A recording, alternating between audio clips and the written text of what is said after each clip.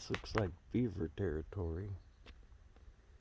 A lot of trees were taken out by humans. Now they've got, I think they're using that bank. And the base of that tree, somebody's taken a lot of bark from. So, under the water I see footprints. I don't know if they show up on video, but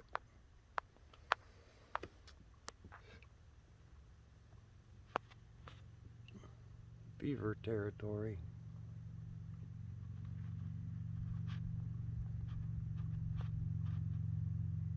Indian summer is nice.